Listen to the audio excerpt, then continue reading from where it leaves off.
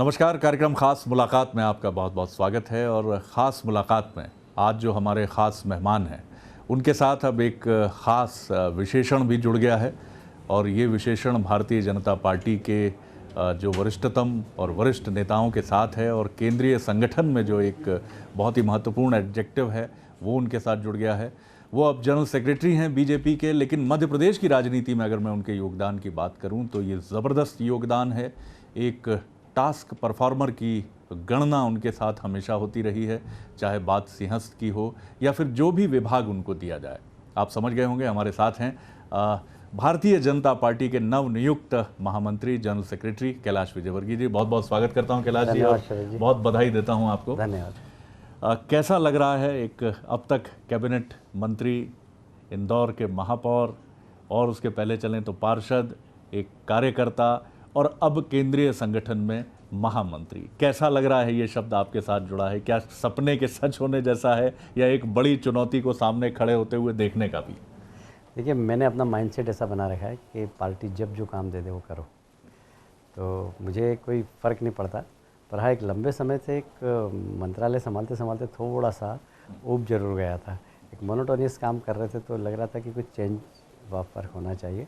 इत्तेफाक से पार्टी ने मौका भी दे दिया और जवाबदारी भी मेरे जैसे छोटे कार्यकर्ताओं को बहुत बड़ी दी है, तो जिसको कि मैं कितना कर पाऊँगा ये तो ईश्वर ही जानता है। पर किसी भी रूलिंग पार्टी का जनरल सेक्रेटरी होना ये अपने आप में बड़ी बात है और मैं कभी सोच भी नहीं सकता था कि इतनी बड़ी जवाबदारी संगठन मुझे देगा। और मैं धन्यवाद देना चाहता हूँ आदरणीय मोदी जी को, आदरणीय अमित शाह जी को, जिन्होंने इस लायक समझा कि मैं इस जिम्मेदारी का निर्वहन कर सकूँ। हालांकि मध्य प्रदेश की राजनीति में रहते हुए भी आपने केंद्र की राजनीति में अपनी भूमिका, जो दायित्व आपको दिया गया, चाहे वो हरियाणा के चुनाव की जिम्मेदारी हो जिसमें एक बेहतर प्रदर्शन करके आप अच्छे नंबर्स लेकर आए, लेकिन मध्य प्रदेश की राजनीति में क्या ये कैलाश विजयवर्गीय जी का स्वभाव है कि वो एक ही काम करते करते थोड़ा परिवर्तन चाहते हैं? क्योंकि ये चीज़ जो है इस पर लोग जानना चाहते हैं कि आखिर मध्य प्रदेश की राजनीति से कैलाश जी को क्यों लगा कि बहुत काम हो गया है, बहुत सारी चीज़ें हो गई, अब कुछ परिवर्तन किया जाए? देखिए, मैं तो एक बात तो स्पष्ट कर दूँ कि मध्य प्रदेश की राजनीति से अलग नहीं हुआ। मैं देश की राजनीति में हुआ, इसका मतलब मध्य प्रदेश अलग नहीं हो गया। मध्य प्रदेश की राजनीति से जुड़ा रहूँगा मैं। पर हाँ, जैसे विभाग था, कोई मंत्रालय था, डे टू डे के कार्यक्रम में अब कम जुड़ते हुए वहाँ दिल्ली से बैठकर पूरे देश के संगठन का काम देखेंगे। पर मध्य प्रदेश की राजनीति में तो एकदम थोड़ी कि कोई मैं हस्तक्षेप नहीं करूँगा। बीच में हम लोग बैठ के बात करा करेंगे और जहाँ जहाँ आवश्यकता होगी वहाँ यहाँ के स्थानीय संगठन के सभी लोगों से चर्चा करेंगे।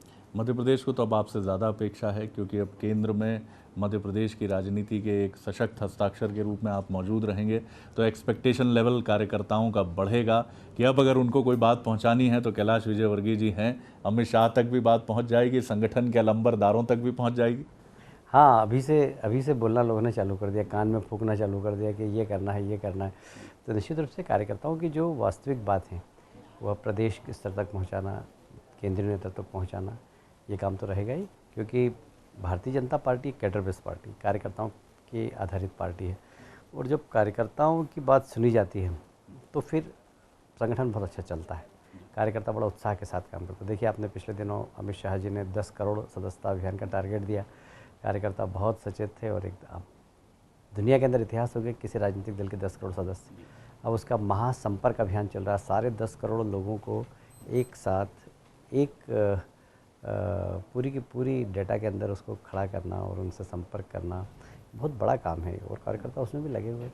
इसलिए बीजेपी मात्र एक देश के अंदर ऐसी कैडर बेस्ड पार्टी बची है जो कश्मीर से लेकर कन्याकुमारी तक है। Cadre based party communist party हुआ कि सिमटती जा रही है, अब कैडर बेस्ड पार्टी एक ही। कैडर बेस्ड पार्टी एक ही। ये जो आपकी भूमिका है अब तक एक मंत्री के नाते, मुझे याद आता है कि 2003 के बाद से कभी कोई ऐसा मौका नहीं रहा जब आप ये मंत्री पद पर आप ना रहें और एक सीनियर कैबिनेट मिनिस्टर, तमाम जिम्मेदारियां, लेकिन अब लाल बत्ती भी अलग होगी और जो एक आपका एक मंत्री के नाते जो एक प्रोटोकॉल है उसके तहत मिलने वाली सुविधाएं, हालांकि सुविधाओं के प्रति मैंने कभी आपका बहुत आग्रह देखा नहीं, लेकिन फिर भी ये संगठन के एक प्रमुख पदाधिकारी के नाते इस भूमिका के लिए क्या मानसिक रूप से और बाकी तैयारियां आपको लगता है कि एक ऐसा, क्योंकि कई बार क्या होता है कि हम एक नई जिम्मेदारी मिलती है और एक डिफरेंट लैग होता है तो उस चुनौती को एक्सेप्ट करने में या उसके साथ तादाद में बिठाने में समय लगता है? देखिए शरद भाई, मैंने अपनी आदत कभी भी बिगाड़ी नहीं, इसलिए कि मैं भले ही मंत्री रहा और बत्ती वाली गाड़ी में घूमा। पर आपकी जानकारी के लिए बता दूं कि मैं अपनी कॉलोनी के अंदर जब भी आया मैंने बत्ती बंद कर ली। मेरी विधानसभा क्षेत्र 2 नंबर में जब भी आया, जब बत्ती बंद करके आता था। आज तक कभी झंडा लगा कि इस कॉलोनी में कभी नहीं घूमा मैं।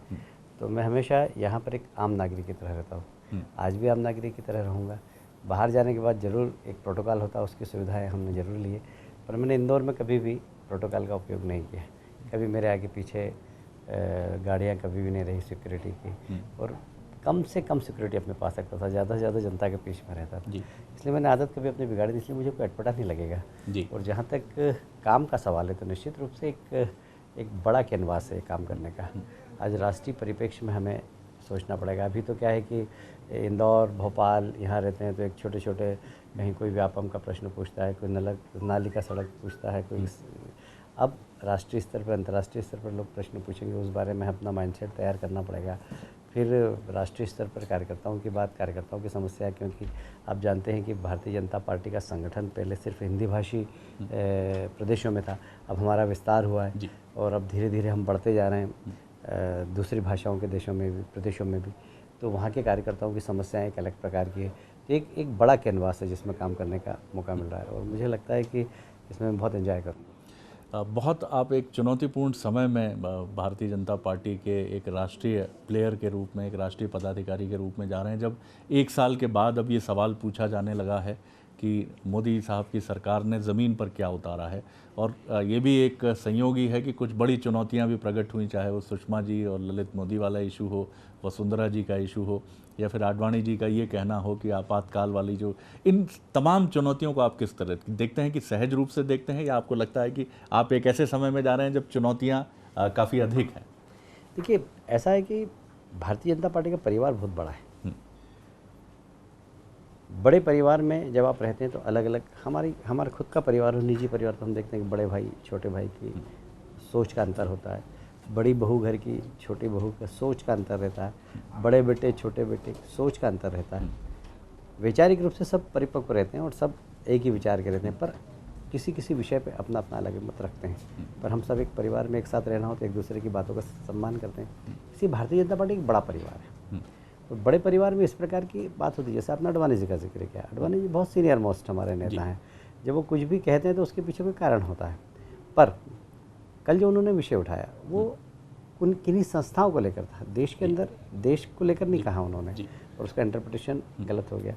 सुषमा जी वाला विषय अगर हम बात करें तो मैं समझता हूँ कि उस पर सुषमा जी की प्रशंसा करना चाहिए, क्योंकि भारत का संविधान प्रजातांत्रिक संविधान है। प्रजातंत्र के अंदर प्रिजनर जो सजा याफ्ता व्यक्ति है उसके स्वास्थ्य की भी चिंता हमारे यहाँ की जाती है। कोई 302 का मुलजिम हो, यदि वो जेल के अंदर बीमार हो जाता है उसको पूरी चिकित्सा साधन सरकार देती है। यदि किसी को फांसी देना हो तो उसके पहले उसका टेम्परेचर देखा जाता है, बुखार तो नहीं है। यदि बीमार हो तो उसको फांसी नहीं देते। हमारा संविधान बहुत डेमोक्रेटिक है, बहुत सॉफ्ट है। इसी समय में सुषमा जी ने ललित मोदी के ऊपर आरोप है, उनकी पत्नी के ऊपर तो नहीं है, उनकी पत्नी कैंसर पीड़ित है, उसके अगर विदेश जाने में मदद कर दी तो वो महिला है, एक माँ है, एक पत्नी है। इस भावना को ध्यान में लेके अगर उन्होंने कोई निर्णय लिया तो आप उसमें दोषी दे देंगे। हम इतने संवेदन शून्य हो गए राजनीति के अंदर कि हम इतनी सी बात भी बर्दाश्त नहीं कर सकते, किसी भी प्रकार से किसी को बदनाम करना।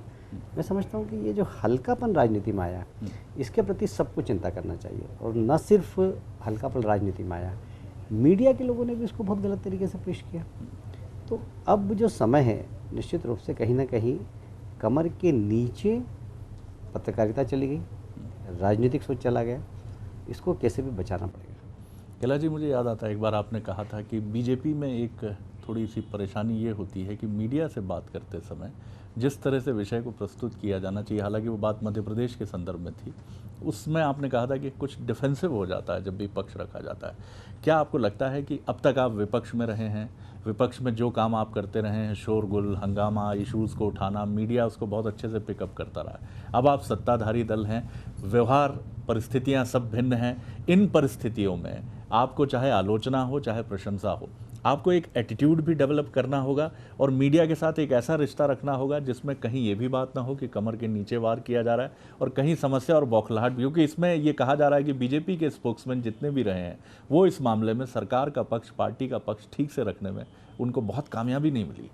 देखिए, किसी भी विषय का प्रस्तुतिकरण एक राजनीतिक दल के कार्यकर्ता के द्वारा, एक मीडिया के द्वारा, एक अपोजिशन के द्वारा कई बार इस प्रकार की शुरुआत हो जाती है कि उसको पिक कर लिया जाता है। तो हो सकता है कि हमारे यहाँ से प्रस्तुतिकरण ठीक तरीके से नहीं हुआ तो विपक्ष की बात पिक हो गई और उसको सब लोगों ने पकड़ लिया। पर वास्तविकता की ओर तो जाना पड़ेगा ना, अंत में जीत किसकी होती है? वास्तविकता तो जो है वास्तविकता है ना। अब भले कितना भी एक बड़ा तूफान खड़ा कर दे, एक बड़ा क्लाउड बना दे, पर वो क्लाउड कभी ना कभी तो ठंडा होगा, और ठंडा होगा क्लाउड तो वास्तविकता पता लगेगी। इसलिए समय के साथ साथ सब चीज़ें अपने आप ठीक भी होती हैं। मैं आपकी इस बात से सहमत हूँ कि कई बार हमारे यहाँ से भी एग्रेसिव तरीके से प्रस्तुतिकरण नहीं होता है। विपक्ष ने एग्रेसिव तरीके से प्रस्तुतिकरण कर दिया, मीडिया ने एग्रेसिव तरीके से उसको रख दिया, तो एक एग्रेसिवनेस आ जाती है और उसमें जिस व्यक्ति ने ढंग से नहीं रखा वह अपना पक्ष फिर लास्ट तक नहीं रख पाता, क्योंकि क्लाउड ऐसा बन जाता है। पर ये क्लाउड ठंडा तो हो गया, वास्तविकता तो पता लगेगी। और मैं आज कह रहा हूँ आपसे कि सुषमा जी को लेकर इतना बड़ा भले बवंडर हुआ है, लोग उनके निर्णय को अप्रिशिएट करेंगे। जी, मैं बात करूं मंत्री पद की, बार बार ये सवाल बीते 2-3 दिनों में आपसे पूछा गया है और आपने बहुत साफ कहा है कि मैं एक व्यक्ति एक पद के सिद्धांत को फॉलो करूंगा। लेकिन लोगों के मन में एक सवाल और भी है, क्योंकि ये भी सुना जा रहा था कि कैलाश जी अब शायद राज्यसभा के दरवाजे से वहाँ भी पहुँचें, क्योंकि जनरल सेक्रेटरी हैं, तो वहाँ भी देखें कि संसद का क्या तापमान है, वहाँ की राजनीति को भी समझें। और T20 के एक एग्रेसिव प्लेयर आप माने जाते हैं बीजेपी की पॉलिटिक्स के, तो सदन में भी शायद आप इस मोर्चे पर पार्टी की मदद करें। क्या इस तरह का भी कुछ प्लान है? मंत्री पद तो आपने साफ तौर पर कहा छोड़ ही देंगे, लेकिन क्या विधायक पद भी छोड़कर केंद्र की राजनीति में विधिवत प्रवेश करेंगे? मैं फिर इस बात को रिपीट करता हूँ कि मैंने अपना निर्णय कभी भी स्वयं नहीं किया, हमेशा पार्टी के नेताओं ने किया। अभी भी जो निर्णय किया है मेरे लिए बहुत आश्चर्य था जब मुझे हरियाणा का इंचार्ज बनाया गया। It was great news for me, मतलब मेरे लिए बहुत बड़ा समाचार था वो कि मेरे को हरियाणा का इंचार्ज बना दिया। हालांकि जिस समय इंचार्ज बनाया था उसके 3-4 दिन पहले अमित शाह जी का फ़ोन आया था कि हरियाणा चुनाव में कुछ समय देना पड़ेगा। मैंने कहा दे देंगे। तो मैं समझ रहा था कि जैसे दूसरे राज्यों में जाते हैं 10 दिन, पिछली बार गुजरात में दिए थे, 15 दिन हमने उत्तर प्रदेश में दिए, राजस्थान में हमने 8 दिन दिए, उनके इसी प्रकार का हरियाणा में समय देना होगा। हरियाणा का इंचार्ज बना देंगे चुनाव का, इसकी मेरे को कल्पना नहीं थी। तो जैसे ही मेरे पास पता लगा कि मुझे हरियाणा का इंचार्ज बना दिया, तो मेरे लिए एक बहुत ग्रेट न्यूज़ थी। और पता नहीं कैसे उन्होंने एकदम विश्वास किया और ईश्वर की बड़ी कृपा रही। नाम में उसका हरियाणा है, तो हरी जिसके आ गया था तो उनकी कृपा से वहाँ सरकार बन गई। तो एक अच्छा मुझे मैं कहूँ कि एक लोकप्रियता मिल गई उसके कारण जी। और करता तो सब भगवान ही है। तो बाकी आप मानते हैं आगे जो भी पार्टी फैसले करेगी आप निर्णय नहीं करेंगे? मैं निर्णय नहीं करता कभी, मैंने कभी सोचा ही नहीं राज्यसभा में जाने का। मतलब ये प्रश्न आपके दिमाग में आया उसके बाद मैंने सोचा कि ये भी हो सकता है जी। तो अभी तो खाली संगठन के बारे में मैंने सोचा जी, पर अभी पार्टी के ऊपर है, मैं उस बारे में कुछ भी निर्णय नहीं। मध्य प्रदेश में रहते हुए आपने संगठन के कार्यकर्ता के नाते, पदाधिकारी के नाते कुशाभाऊ ठाकरे साहब को देखा, प्यारेलाल खंडेलवाल साहब को देखा, फिर आपने अपोजिशन के भी मुख्यमंत्रियों को देखा, दिग्विजय सिंह से आपकी दोस्ती को लेकर भी बहुत कुछ कहा जाता है, फिर आपने उमा भारती जी को मुख्यमंत्री देखा, गौर साहब को देखा मुख्यमंत्री, शिवराज जी को देखा, इतने आपने पॉलिटिकल कई राष्ट्रीय स्तर पर आपने दिग्गजों को देखा। लेकिन हमने नरेंद्र मोदी साहब के बारे में बहुत सुना है, लेकिन अमित शाह जी के बारे में अभी उतना मैसेज नहीं। अब आपके मुखिया संगठन के राष्ट्रीय स्तर पर अमित शाह साहब होंगे। हम आपके ज़रिए जानना चाहेंगे कि आखिर अमित शाह, जो कि सबसे महत्वपूर्ण शख्सियत इस समय भारतीय राजनीति की कहे जाते हैं, और नरेंद्र मोदी साहब के लिए तो सब कुछ वही हैं ऐसा भी कहा जाता है, आप किस तरह से एलोबरेट करते हैं अमित शाह साहब की पर्सनैलिटी? आपने एक ऐसा प्रश्न किया है मुझसे कि मैं कह सकता हूँ कि चाणक्य और चंद्रगुप्त, वाह, यदि दोनों को हम देखें तो चंद्रगुप्त मोदी जी है और चाणक्य अमित शाह जी हैं। मतलब बहुत ही आइडियोलॉजिकल, एकदम परिपक्व, निर्णय लेने की क्षमता, और संगठन के खिलाफ कोई बात हो तो उसको बर्दाश्त नहीं करना, चाहे भले कितना भी बड़ा नेता हो। साफ बोलना उनके मुँह पे, ये निर्णय से मैं असहमत हूँ। ये साहस बहुत कम लोगों में देखने को मिलता है और उनमें वो बात है। अमित जी अपने आप में एक बहुत हार्ड वर्कर है। मैं नहीं समझता कि वो कभी 3-4 बजे के पहले कभी सोते होंगे। मतलब राइटिंग वर्क भी इतना करते हैं, पढ़ते भी, एक एक कार्यकर्ता की चिट्ठियों को पढ़ते हैं, उसके बाद क्या जवाब देना वो सब देते हैं। तो बहुत ही हार्ड वर्क। एक आपके प्रशंसक भी ये मानते हैं और आलोचक भी ये मानते हैं कि आपका और उनका मिजाज कुछ हद तक एग्रेशन में मिलता है, कि तेज़ फैसले करना, आक्रामक फैसले करना, और जब बैट लेकर राजनीति की पिच पर उतरो तो जितनी तेज़ी से रन स्कोर बोर्ड पर आगे बढ़ते रहें, ट्विस्ट करते रहें, उतनी तेज़ी से। तो क्या ये भी सिमिलैरिटी आपको केंद्रीय संगठन में लाने का एक कारण बनी? देखिए, मेरी एक फ़िलॉसफ़ी है, जी। आपकी सांस भी गिनती की, मेरी सांस भी गिनती की। इस जीवन के अंदर हमें एक दिन जाना है ऊपर, तो हमारे इस टेन्योर के अंदर हम कितना ज़्यादा से ज़्यादा काम कर सकें वो करना चाहिए। आपका काम ही याद किया जाएगा और कुछ याद नहीं किया जाएगा। इसलिए मैं मैक्सिमम काम कर सकूं ये हमेशा सोचता हूँ। जैसे मेरे को याद नहीं कभी बिस्तर में 6 घंटे सोया हूँ, 4-4.5 घंटे सो लिया और बाकी समय की बचत मैं करता हूँ कि यहाँ से मुझे राजवाड़े भी जाना तो 5 मिनट नैपिंग ले लेता हूँ। आपके टाइम मैनेजमेंट और अधिकतम समय में अधिकतम काम, ये बहुत ज़रूरी है यदि आपको रिजल्ट देना हो। और दुनिया बहुत तेज़ गति से चल रही है, फिर आधुनिक तकनीकी का अधिकतम इस्तेमाल करना ये भी बहुत ज़रूरी है। हम आप दकियानुसी तरीके रहेंगे तो काम नहीं चलेगा। आधुनिक तकनीकी है, टेलीफोन है, इंटरनेट है, ट्वीट है, फेसबुक है, इनका सबका उपयोग भी करना। तो और ये मैंने मोदी जी से सीखा। मोदी जी, आप विश्वास करेंगे, अभी भी इतने व्यस्त होने के बाद भी 1.5 घंटे प्रतिदिन प्राणायाम और मेडिटेशन करते हैं डेली। तो अब आप खुद को अगर सक्षम नहीं रखेंगे तो सक्षम परिणाम कैसे देंगे? तो ये एक मैचिंग आपकी रही है। मुझे लगता है कि शायद यही फिलॉसफी अमित शाह साहब की होगी। समय का अधिकतम उपयोग, तकनीक का अधिकतम प्रयोग, और किस तरह एक कनेक्ट लोगों के साथ बने, इस पर पूरा फोकस। आखिरी सवाल कर रहा हूँ कैलाश जी, आपकी राजनीति में और आपकी राजनीतिक पर्सनैलिटी में जितने शेड्स और जितने रंग हैं, ये मुझे लगता है कि कम लोगों को मिलते हैं, अवसर के रूप में भी, और कई बार अगर इसको आप भाग्य माने, चुनौती माने, उस रूप में भी। अब इतनी सारे दायित्व आप निभाकर मध्य प्रदेश में आप जा रहे हैं केंद्र में, इसके आगे का रोड मैप क्या आपने अवसर पर छोड़ रखा है, नियति पर छोड़ रखा है, या फिर वैसे ही एक फ़िलासफ़ी जो आप कहते हैं, I accept life as it comes, ज़िंदगी जैसी आती है मैं स्वीकार करता हूँ? नहीं, ज़िंदगी जैसी आती है वैसे स्वीकार नहीं करता हूँ, आगे के लिए प्रयास करता हूँ। पर वह प्रयास कैसा होना चाहिए? एक बार स्वामी विवेकानंद के पास एक व्यक्ति गया, बोले मेरे को मीलों चलना है, मेरे पास जो लालटेन है वो सिर्फ 50 मीटर जाती है, उसका उजाला 50 मीटर जाता है, तो मैं आगे कैसे जाऊंगा? तो स्वामी विवेकानंद ने बोला कि पहले 50 मीटर आप चलो, जितना प्रकाश उतना चलो सही, प्रकाश अपने आप आगे बढ़ जाएगा। तो जो जवाबदारी आपके पास है अभी, उसको बहुत कर्मठता से और अच्छे परिणाम दो।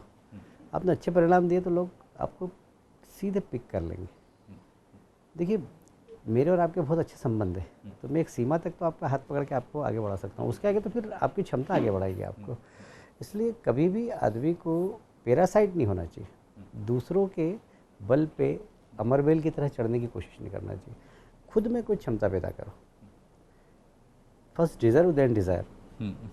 बिल्कुल ठीक बात। पहले आप परिपक्व तो बनो, पहले अपने आप को सक्षम बनाओ, उसके बाद आगे की इच्छा करो। तो जो जहाँ पर जो आपको काम मिला है उसके परिणाम आप अच्छे दो, तो अपने आप आगे का रास्ता खुल जाएगा। तो इसलिए मेरे को जब भी कोई जवाबदारी मिली, कोई सी भी जवाबदारी मिले, उस जवाबदारी को मैंने बहुत फोकस करके और उसमें अच्छा से अच्छा परिणाम हम कैसे दे सकते, सिर्फ इसी पे मैंने काम किया। भविष्य अपने आप बन जाता है, भविष्य आपको बनाने की ज़रूरत नहीं, आपका वर्तमान भविष्य बनाता है। इसलिए वर्तमान बहुत सशक्त, बहुत कड़ा, बहुत नियंत्रित और दृढ़ इच्छा शक्ति वाला होना चाहिए, तो भविष्य अपने आप बन जाता है। बहुत शुभकामनाएं कैलाश जी, आपको बहुत बहुत शुभकामनाएं कि आप जिस तरह से आगे बढ़े हैं, और एक आपने मंत्र भी दिया है अपने राजनीतिक करियर को लेकर। ये थे कैलाश विजयवर्गीय, भारतीय जनता पार्टी के राष्ट्रीय पदाधिकारी और राष्ट्रीय महामंत्री, जनरल सेक्रेटरी की भूमिका निभाते हैं। खास मुलाकात में इतना ही, अगली बार एक और ख़ास शख्सियत को लेकर आपसे मिलेंगे। इजाज़त दीजिए, नमस्कार।